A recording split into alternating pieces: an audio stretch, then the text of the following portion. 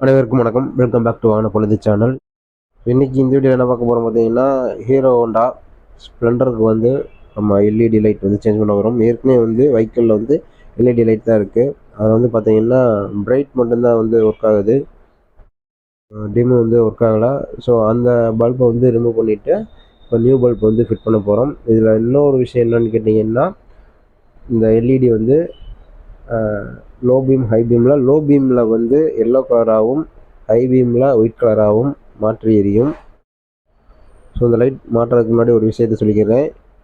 இந்த மாதிரி LED bulb வந்து மாற்றுறது மிக ஒரு தவறான விஷயம்.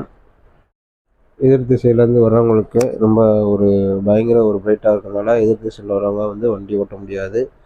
ஸோ இது வந்து நீங்கள் 4 போகிறப்போனா யூஸ் பண்ணிக்கலாம். சிட்டிக்குள்ளே வந்து யூஸ் பண்ண தவிர்க்கிறது வந்து ரொம்ப நல்லது.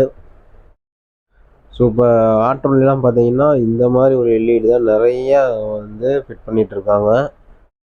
எல்லோ லைட் ஓகே தான், பட்டு ஒயிட் கலர் லைட் ரொம்பவுமே வந்து ஒரு பவர்ஃபுல்லாக இருக்கும்.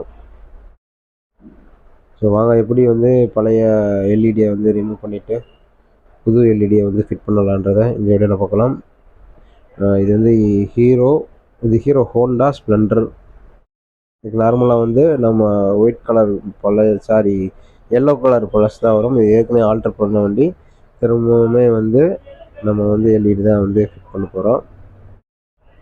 ஸோ வாங்க எப்படி இந்த பல்பை ரிமூவ் பண்ணிவிட்டு புது பல்பை ஃபிட் பண்ணலான்றதை பார்க்கலாம். மீண்டும் மற்றும் ஒரு நல்ல வீடியோவில் நான் உங்களை சந்திக்கிறேன். நன்றி.